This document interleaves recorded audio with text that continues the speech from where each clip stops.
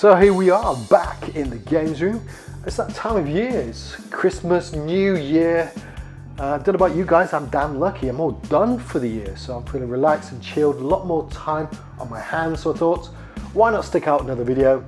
And I thought, I'm not going to do the normal pickups video I always do. Let's do something a little bit different and actually do a sort of year-end review on the arcade side of things and actually look back and reflect at the games I've been playing during 2024. So I thought, why not do a sort of top 10 of the arcade games in my collection that I've been playing during 2024. And I think you'd be surprised, it's a real mixed bag. There's some new stuff, some old stuff, but all absolute belters.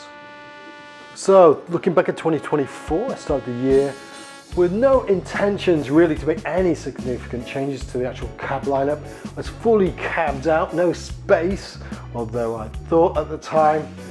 But as you know in this hobby, things change. Sometimes you get opportunities and as they say, opportunity knocks.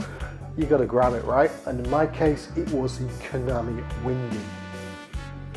To find space for the Windy, I did need to move one of the Limburgs into the game room. Originally the plan was just do it up and sell it on, but after changing the monitor and the control panel and the buttons and sticks, yeah, after all that hard work, I didn't have heart to sell it on.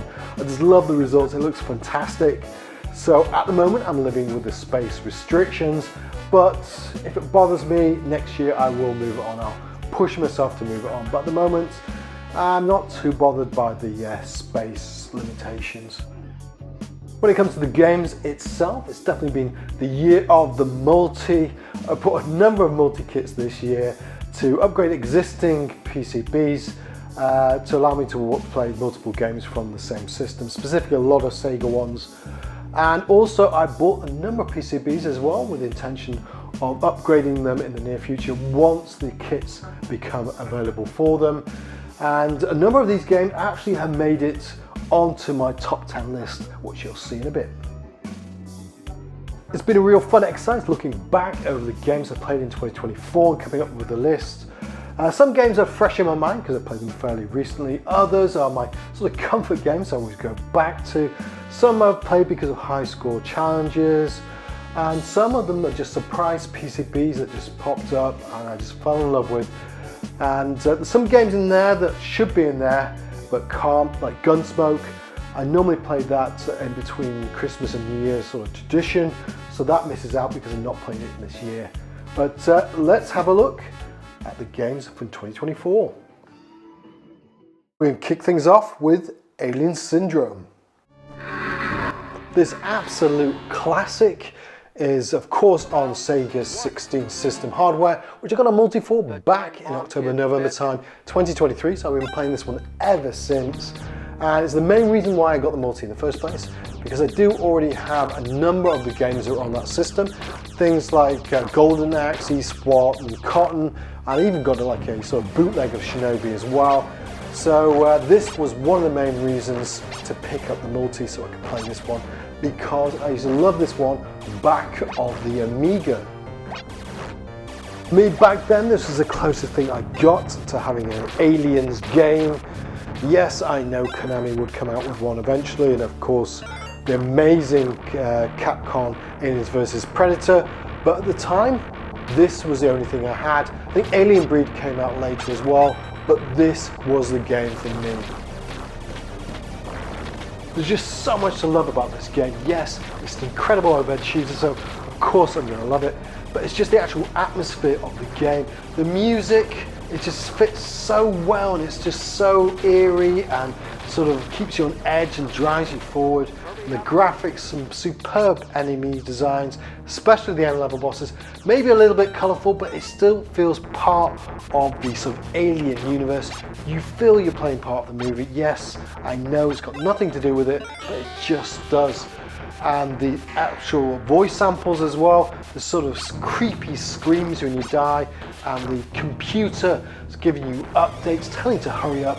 You just feel so immersed into the game. This became a perfect game for me, especially when I had limited time. when I only got like 20 minutes, half an hour in the evening, just put this on and go to that happy place. Fantastic game, and definitely one you need to play. Especially you can play this one in the arcades. If you see the dedicated cab with the topper, give it a go. Next up is Namco's Tank Force. This is definitely one of the most unexpected games on the list. Knew nothing about this one. As I mentioned before, I was looking for donor boards for the multi-kits, and I needed one for the Namco System 1. And unfortunately, most of the games on that system are very, very expensive. Things like Splatterhouse. So I've been looking for a long time to find an affordable board, and finally one popped up on eBay, and it happened to be Tank Force.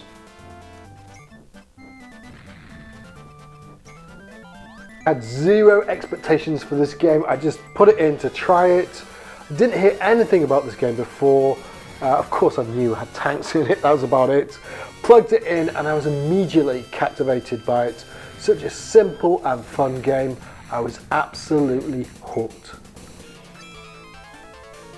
Such a simple concept, just to defend your little home base from an onslaught of enemy tanks that come in different sizes, speeds and strengths. Destroy them all and don't get destroyed yourself, and you go on to the next level. Each level is basically a maze that's built up of non-destructible and destructible blocks. What makes the game so fun is you're shooting through the destructible buildings, exposing new routes for the enemy tanks, sort of making kill zones and ambushing them. Really satisfying. Plus you've also got end of level bosses as well. And of course there's a 2-player co-op action as well, which is a lot of fun. Still waiting for the Namco System 1 multi-kits to become available again, but in the meantime I'm quite happy playing Tank Force.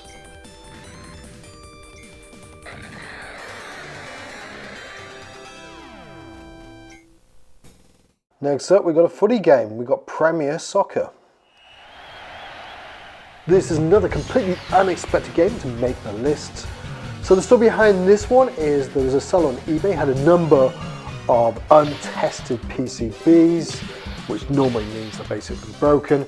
But there's one in particular he was after, was a SNK one, and he also had a Konami one as well. After a little bit of research, I could see that it was a Premier Soccer, but of course I had no idea whether it was going to work or not. But for £8, I was willing to take the risk. Worst came to worst, I could use the board for parts. To my surprise, once I received the board, it was completely working. Only gave it a good clean, that was about it. And it's actually a pretty good footy game. Everything you need in a good arcade footy game is there. You've got your satisfying sliding tackles, overhead kicks, very fast pace and fluid motion. It is a hell of a lot of fun. And of course you've got your goal celebration and replays, which is very important, as I recently slagged off a PC Engine game for not having it. So how's this one make the list? Well, it's been in the Konami Windy, and whenever I've been watching the football, I've just been playing for 10-15 minutes before the match and half time. Fantastic stuff, a lot of fun. Even though I've once CC'd the game, I still struggle with those penalties. Must come with a passport.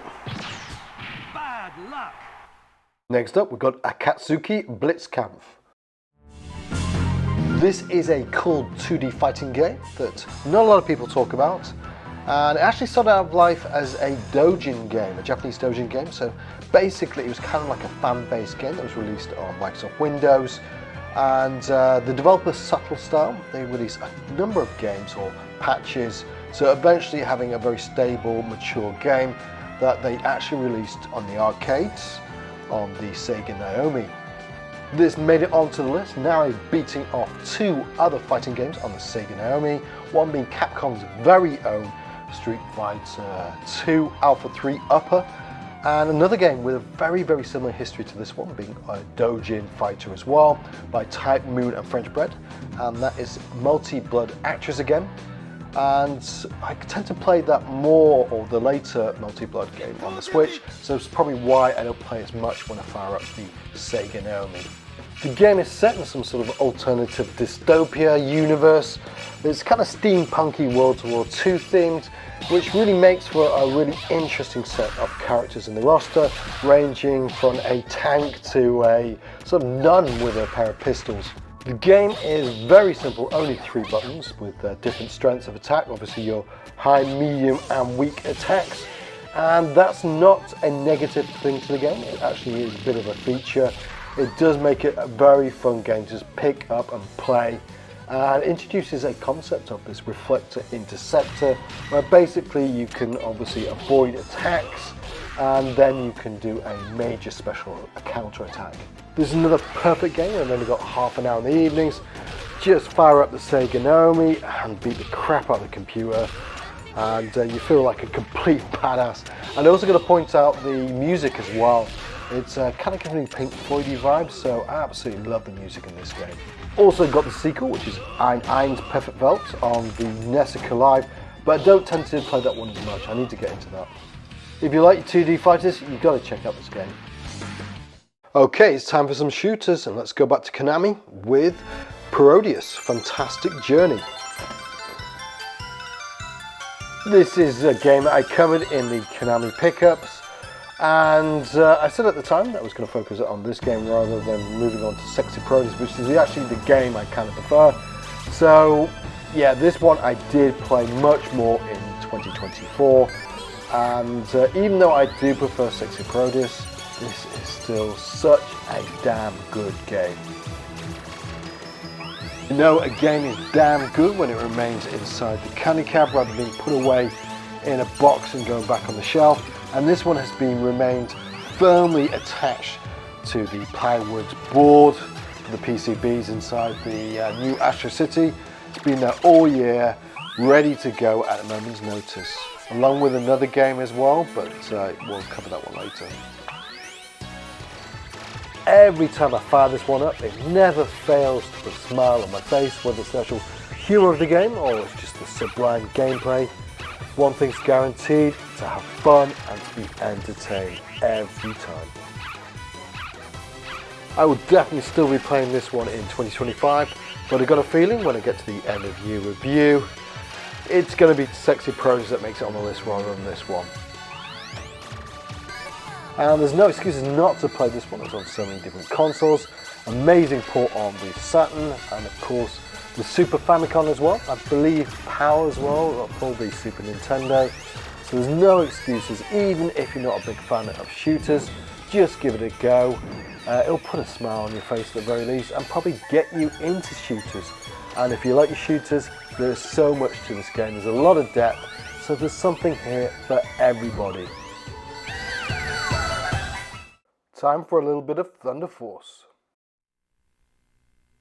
This was of course developed by Technosoft, who produced some amazing shooters on both the Mega Drive and then later on the Sega Saturn.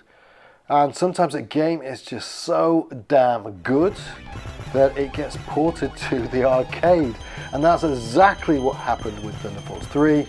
It was so well received in Japan that they put it out in the arcades, slightly tweaked it, and they went full circle, went back to the home consoles when they ported Thunder Force AC to Thunder Spirits on the Super Nintendo or the Super Famicom.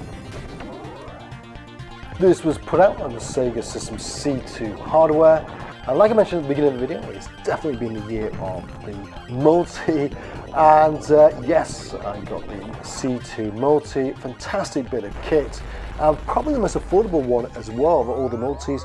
All the kits are reasonably priced, and it's normally the motherboard itself that kills you, but in this case the C2 is extremely affordable, and I managed to pick up a Puya including the artwork at a very, very reasonable price from Japan, and use that as the donor.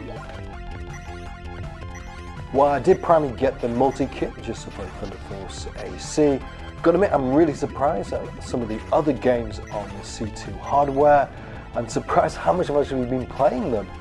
There's games like Ribbits, which have like a Frogger game. It's very bizarre, but a little bit of fun.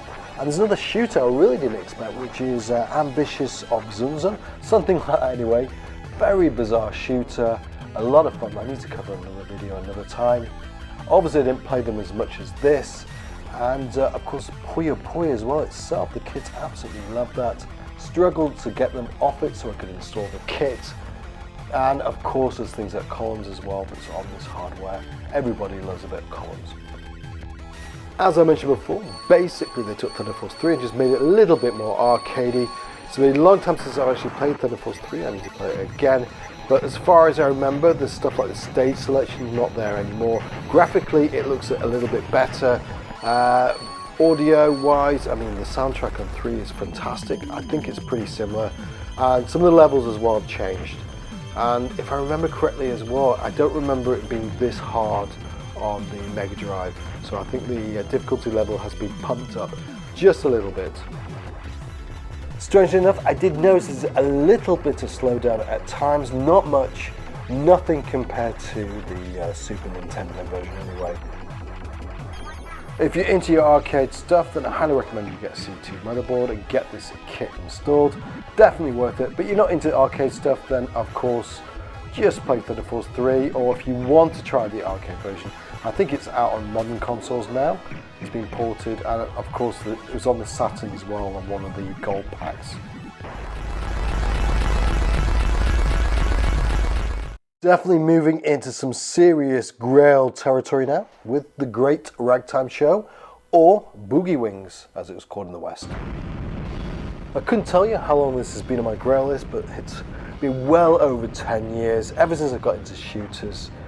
And I never seriously thought I'd be able to pick this one up. It's always been out of my reach. The prices have always been too crazy. You know, it very rarely appears, and when it does, it goes for crazy money. So I definitely got lucky on this one. I never imagined I would get it, and I'm just grateful I do. And mostly it's all down to the man, as always, I'm Borderline. So yes, the dude himself, Mr. Borderline, was selling his board. He was setting up his arcade. I think he needed additional funds for it. And I godly obliged. He always does a stellar deal. And on top of that, he was having problems with the board itself. It wasn't functioning for the second player. So he did a really good deal for me. So I could finally afford this amazing game. And to top it up, I've got both players working. The board is fully functional, and I'm well happy with it. This was developed by Data East, and back in the day in the arcades, they didn't tend to be everybody's favourite. Everyone loved Capcom or Sega, and they kind of did their own thing. Sometimes they did take heavy influence of other games and try and do something a little bit different, try and make a bit of a spin on the game, make it a little bit quirky. Didn't always pay off, but when it did, they produced some absolute gold. And this game is firmly in the gold category, completely lived up to its hype, and luckily it arrived just in time for my birthday as well, so it was my birthday treat. I've been playing it ever since, and also, of course, Christmas themed as well, so it's been perfect during the holidays now. I've been playing it again. What a game. So what makes this game so damn good and so special that it's got me going back for more time and time again? Well, it takes the traditional side-scrolling shooter and completely turns it on its head, injecting so much fun and chaos due to two main mechanics that are so inventive. The first is the skyhook that they've attached to your biplane, which allows you to hook onto any enemy, whether it's large or whether it's small little single characters.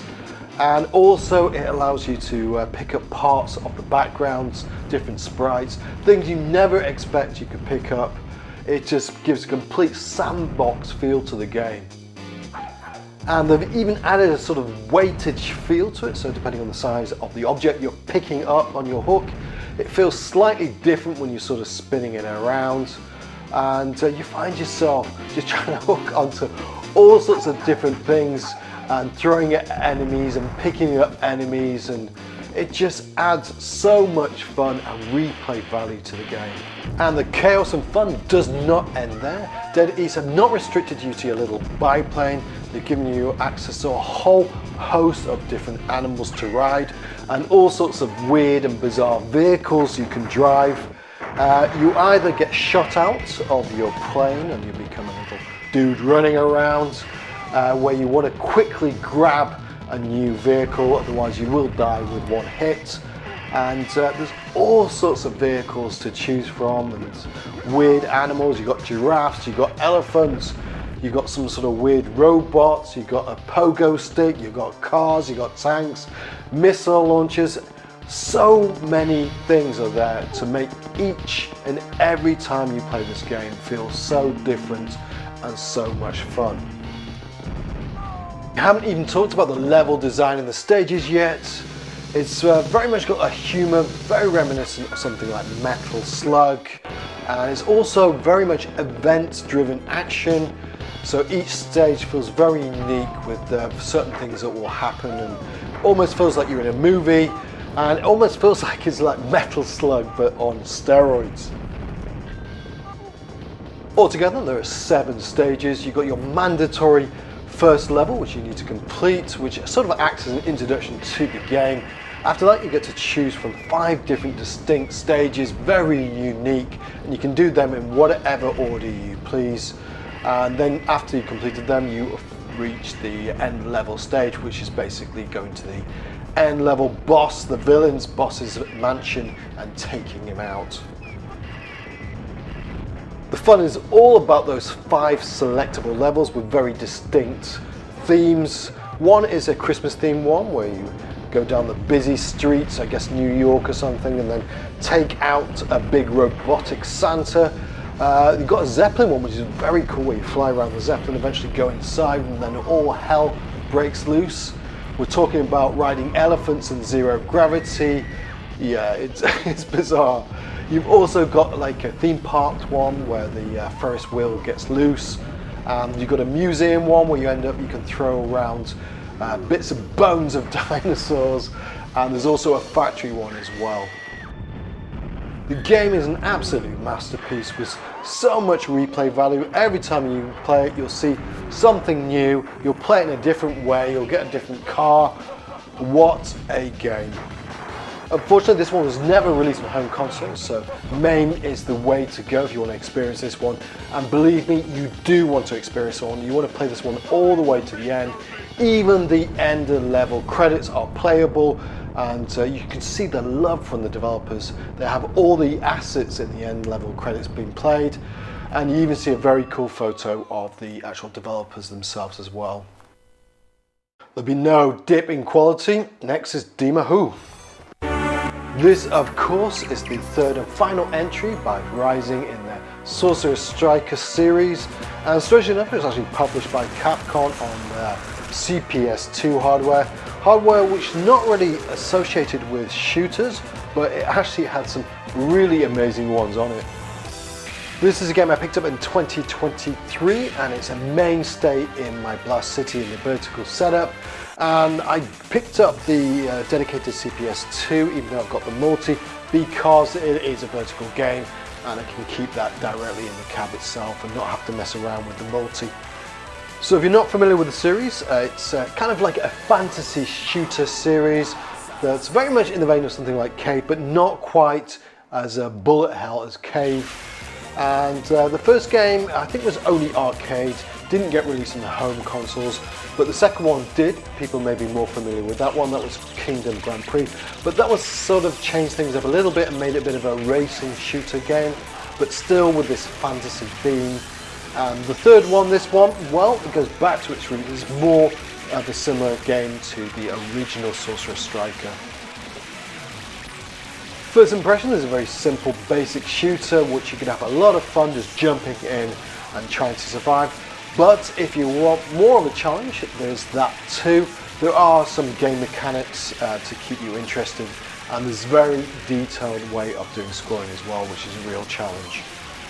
Gameplay wise, I've actually given you 2 different types of weapons. You've got the primary weapon, which gets leveled up when you pick up the little coins, And you've also got pods either side of your ship, which is effectively your magic attack, which gets leveled up every time you pick up these little magic spell books that drop down.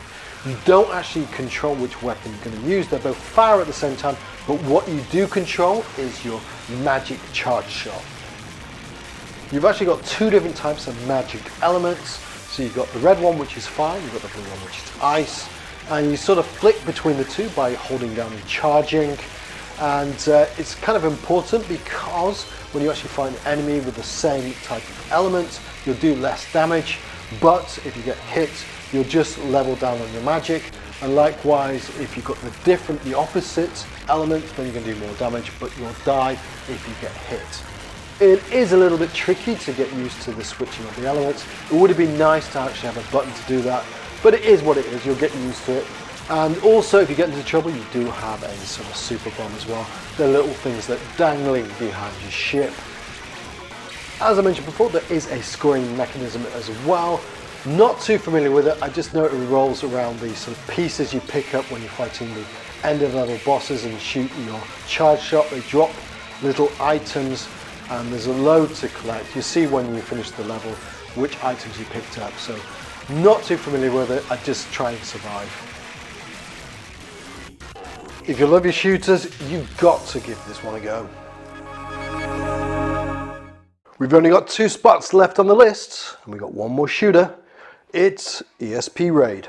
This was developed by Cape, but actually distributed by Atlas, which is actually a very good thing because unlike other Cape games, this actually had a larger production or manufacturing run for the PCBs themselves. So it means you can actually get hold of this one, and it's actually affordable PCB compared to some of the outrageous prices some of the more rarer games go for.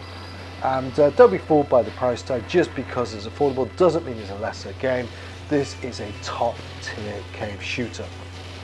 Rather than controlling some boring spaceship and some average shooter, this time around you control one of 3 teenagers, each with their own unique psychic powers or ESP powers, hence the name of the game. You've actually got 3 different types of attack. You've got your basic primary, which is your basic kind of shot. But if you actually hold down the attack, it actually slows down your character, which is perfect in certain conditions. When you've got certain patterns where you want a little bit more precision, it slows you down and allows you to thread past small little gaps between some of the bullets. Your secondary weapon is more focused and more powerful. It kind of feels more like a charge shot, and it does obviously more damage to your enemies, but it also makes them drop power-ups or points depending on how much power-up you've already got. Last but not least, you've got your devastating sort of shield reflector attack, which when held down acts as a shield, converting enemy bullets into kind of power-ups or points depending on how much power you already got. And when released, sort of it has a devastating energy attack, causing massive damage to your enemies. Of course, there's also a sort of deep scoring mechanism in the game as well. There seems to be some sort of multiplier, and I think there's chaining in there as well, but I don't know too much about the details there. I've just tried to focus on staying alive and get as far as I can, but I'm sure if I do a high score, I'll sort of dig into that a lot deeper to get a better understanding. What draws me back to this game time and time again is not just the amazing playability, but also the general aesthetics of this one. I just love this futuristic setting. This idea of these psychic powers reminds me back to some of these 80s movies like Scanners, where your enemies are kind of exploding into a red mist. Very graphic, very fun, and very different. I also find the actual difficulty level of this game is very nicely ramped up. So you start off and you do have nice patterns to learn from, and it does ramp up pretty quickly but very fairly until you get to the end level boss, which is just absolutely brutal and ridiculously hard. There is an M2 shot triggers release on modern consoles, so there's no excuses not to check this one out. Last but not least, got something on the CPS3. Yep, of course, it had to be Third Strike. Yes, 2024, finally sorted out my CPS3. I've had the motherboard for quite a number of years now, but its second impact So if you know anything about the CPS3, depending on which game you want to play, you need a certain amount of memory or sims. For Second Impact, it's pretty much got all the memory you need for most of the games, bar one, which is Third Strike, and you also need all the sims to be able to get the Dark Soft multi. So finally got a sim from Arcade Projects. So once I was done with that, it was all clear to get the Dark Soft multi, and I'm free to play all the CPS3 fighting games now, including this masterpiece, Third Strike. And I wasn't messing around as well, I went full Monty on the CPS3. Also got Hersit's fantastic CPS3 case, which looks absolutely glorious when it all lights up. Of course you can find these on TR Fight Stick when he has them in stock. Definitely check him out if you want, he's got the most amazing stuff. He does posters, he does all sorts of cases, and of course he's got his new octopus stick coming out. Definitely recommend you go and check him out. I'll put the link in the description. This one has also remained in my new Astro City, ready to go at a moment's notice. In fact, I don't think they've even changed the game on the multi in the past 6 months. So for the CPS3, it does take a little bit of time to actually change the game. It can take up to 40 minutes to load up the game into the memory. But it's not bothered me because since I got the kits, I cycled through the games, played a bit of Red Earth, but since then it's been Third Strike all the way, ready to go. Such an amazing fighting game. This for me is the absolute pinnacle of 2D fighting game. Definitely the best in the series, if not the greatest fighting game of all time. But for me, Guru beats it just about. Not from technical reasons. Technically this is a much better game. I just love Guru. Mind you, Guru didn't quite make it to the top 10 this year, mainly because my kids did hijack my Neo Geo Cab. Yes, it was stuck with either Magical Drop or Puzzle Bobble, so I didn't get to play it as much this year. This one got played a hell of a lot on the new Astro City, especially when the guests came round.